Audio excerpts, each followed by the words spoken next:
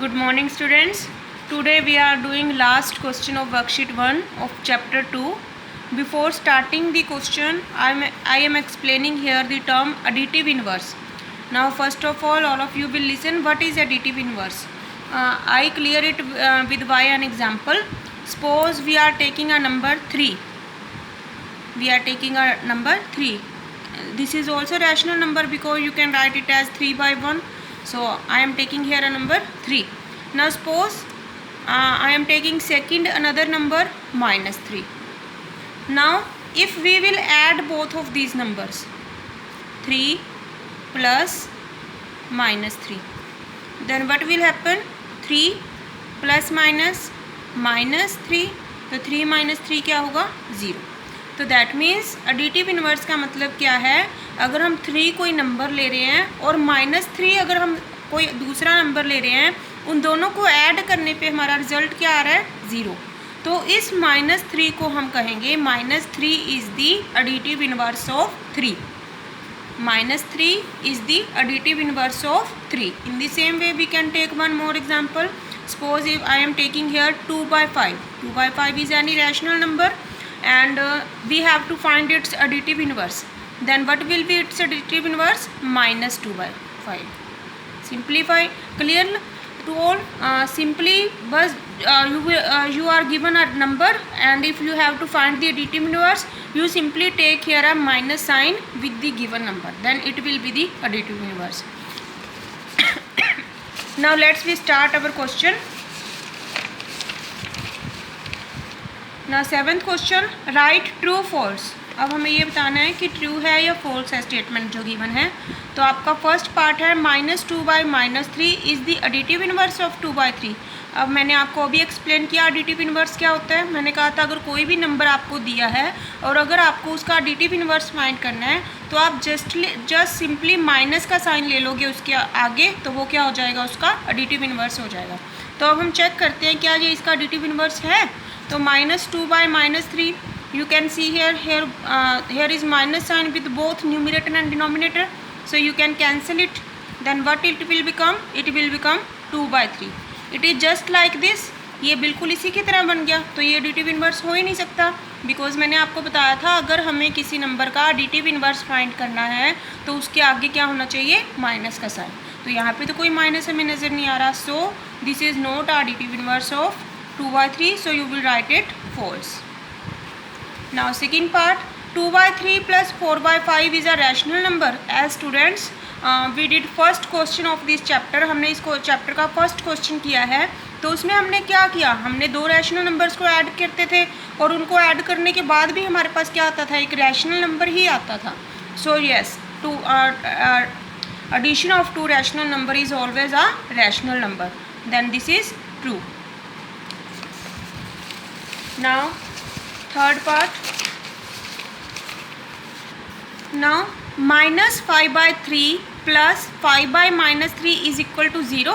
Now we have to simplify that. If we add these two rational numbers then their sum will be equal to 0. Let us check. Minus 5 by 3. Now you know if two signs are together then we will convert into a single sign. Plus minus minus 5 by 3. Now we know that इन दोनों का सम कब zero होगा? जब इनमें से एक term plus की हो और एक टर्म नेगेटिव हो. एक टर्म पॉजिटिव एक टर्म नेगेटिव. टर्म दोनों सेम हो और उनके आगे के साइन क्या हों? डिफरेंट हों, तभी उनका सम ज़ीरो आता है. जैसे अगर हम कोई एग्जांपल लें, अगर हमारे पास एक नंबर 3 है और दूसरा माइनस 3 है, तभी इन दोनों का सम ज़ीरो आएगा ना. नंबर सेम होने चाहिए बट उनके आगे के जो साइन है वो क्या होने चाहिए? डिफरेंट होने चाहिए. तो अब यहाँ पे नंबर सेम है बट उनके साइन भी क्या है? सेम है. तो इसका मतलब इनका सम ज़ीरो नहीं आएगा.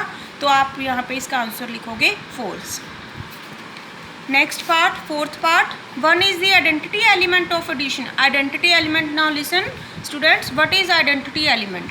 आइडेंटिटी एलिमेंट वो होता है जिसे अगर हम किसी नंबर में ऐड करें तो वो नंबर सेम आए.